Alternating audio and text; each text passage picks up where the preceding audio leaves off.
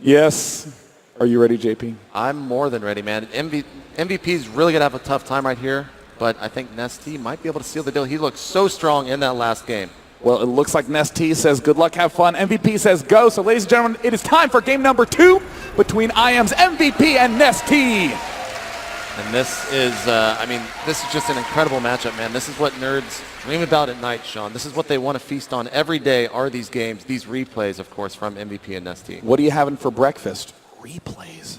Sounds good to me, Sean. Okay, over here in the right as the blue Terran, down 0-1 right now. Can he come back and defeat Nestea? We're about to find out. It is MVP.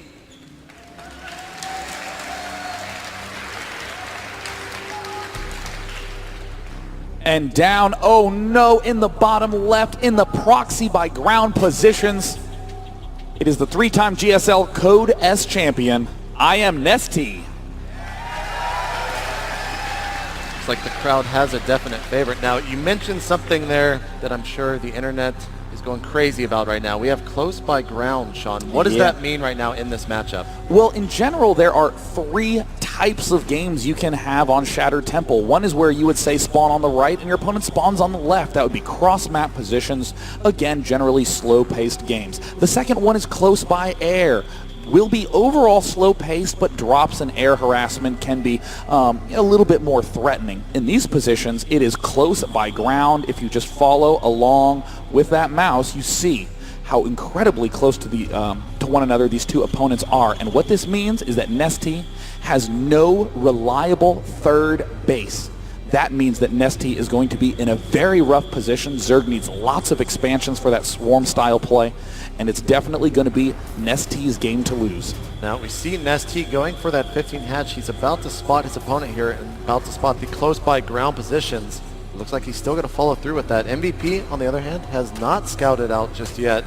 Do you think he will kind of change his strategy once he finds his opponent, Sean? Oh, that SCV is so close. Oh my god, the SCV is on the run. Everything is nearly dead, but he has one leg. He's trying to hop away. He's repairing, and it looks like whoa. All the workers are fine. Okay, Sean, calm down. So, see the drone still in there chipping away, and you know, that might not seem like the biggest deal having to pull those 2 SCVs to repair, but that is lost mineral mining time, man, so it's going to hurt just a tiny bit. And it might actually hurt in the long run of the game. I mean, kind of a useful number to think about. A worker mines at about 40 minerals per minute. So if you can maybe distract 1 or 2 SCV... Oh my god, and it looks like... he gets the drone. What is the HP? 3 HP on that SCV. Very, very close to dying there.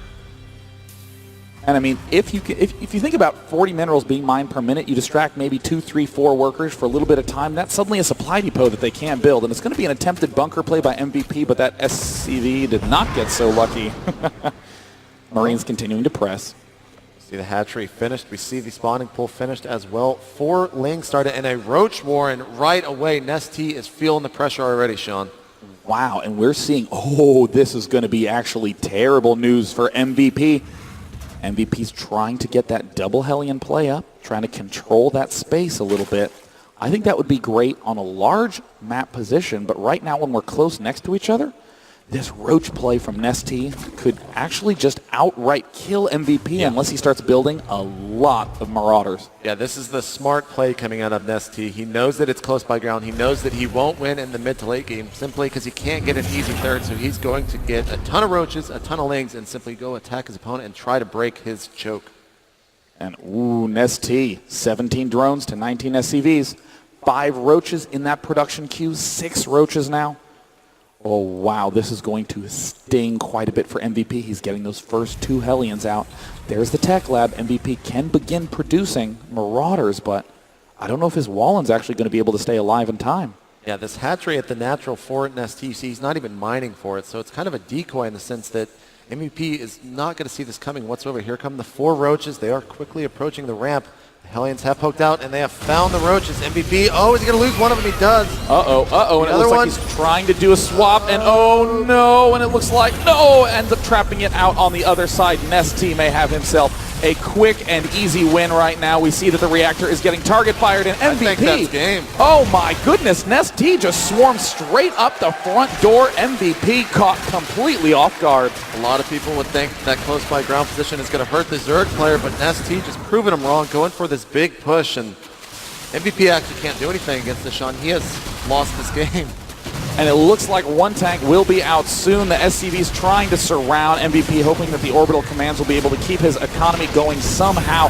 If MVP can maybe re-wall in, and no, Nestea does not get the block off. MVP with some actually stunning control might barely be able to defend this push. Well, he's down to a total of 6 SCVs. Oh, might no. even lose more. Is he going to be able to get this thing? Oh, the repair coming in. He loses he doesn't get it. And there fall the rest of the SCVs. He can no longer build a tank. No tech lab on that factory. 3 SCVs in total. And there's the good game, GG. Nestea. Wow, those were some very fast games. Nestea is excited to take out his teammate. And guys, here we go. Nestea, big round of applause. Now in the grand final, we will have IM's Nestea. And there he is going to his teammate right off the bat. And that is sportsmanship right there, Sean. So, wow, that was really not what I was expecting out of these 2 games. But sometimes you get close by ground on Shattered Temple, and you really just have to react to it, like we saw Nestea do. He played so well. MVP played as well as he could, but Nestea has such a deep understanding of the Zerg race. Knows exactly when he was able to pressure, and with those 2 quick pushes managed to get some very nice, very clean wins against arguably the best Terran player in the world. All right, guys, so let's take a quick look at the bracket. Sean, I believe you're going to be doing an interview with Nestea. I'm very nervous for you right now because it's Nestea, man. Don't freak out. I am flipping out, JP McDaniel. All right. So we'll see you over there in just a couple of seconds, Sean. Meanwhile, here, looking at the bracket, of course, MVP is now not in the grand final. That should be Nestea in the grand final. And he will be playing the winner of Sin versus Naniwa now. Sin versus Naniwa should be an insane match. We've seen Naniwa play very, very well so far in this tournament. Earlier in the day, he played incredible against his opponent. Artosis was saying that was the best Protoss play he's ever seen in that first match. So there we go. Now the brackets are fixed. Nestea in the grand final.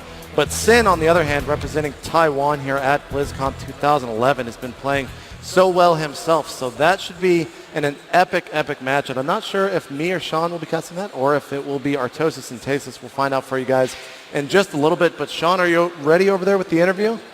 Yeah. All right, Sean, so go ahead and take it away. Hello, and welcome to the side stage here at BlizzCon 2011. Ladies and gentlemen, your winner, IM's Nestea, who took a dominating performance over his teammate MVP. The first question I want to ask is about the style you used in Game 1, very different from the usual Mutalisk or even Roach play we've seen before. Tell us about that choice of Zergling Infestor. 처음에 이제 게임을 운영을 할 때 그 보통이랑 굉장히 스타일이 다르게 로치나 뮤탈릭스를 안 쓰고 했는데 그걸 어떻게 그렇게 선택을 하게 됐나에 대해서 얘기해 달래요. 원래 처음부터 그 경기할 때 많이 준비해 놨었는데 그 무탈리스크 위주로 제가 종현이와 경기를 많이 해서 좀 오늘은 스타일 좀 바꿔보려고 전에 준비했던 전략을 사용하게 됐어요. I have prepared for a lot of strategies. I have prepared with a lot of strategies for this tournament, and then I did play with a lot of roaches and mirrorless in the previous. So I actually just decided to come up with a new strategy. And of course, in game number 2, getting the very solid Roach all-in play. Was there ever any risk that you were feeling when you made that early Roach attack? 두 번째 게임에서는 다 바퀴나 이제 그게 좀 완전 바퀴로 했잖아요. 그거에 대해서 굉장히 좀 위험하게 생각한 위험 요소가 있습니다.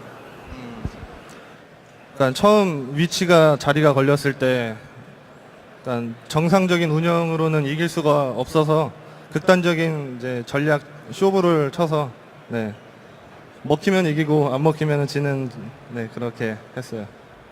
When the location was set in the map, it was all in or nothing. So I just went all in.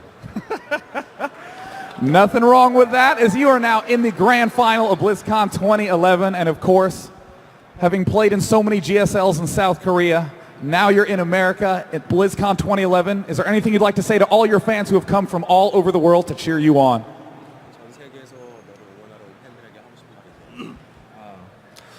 일단 많이 응원해 주셔서 감사하고 앞으로 그랜드 파이널 이제 마지막 단계만 남았는데 최선을 다해서 여기 온 걸 후회하지 않는 멋진 경기 보여드리도록 하겠습니다. Thanks for looting me in this tournament, and then thanks for coming all the way here. I have a grand final left, and I'll try my best to show the great game to make you not regret coming here. There you have it, ladies and gentlemen. Coming up next will be the lower bracket final between Sen and Naniwa. Whoever wins will have an uphill battle ahead of them. MVP and then Nestea in the grand final. For now, that's it at the RTS stage. We'll see you coming up for the lower bracket final. See you then.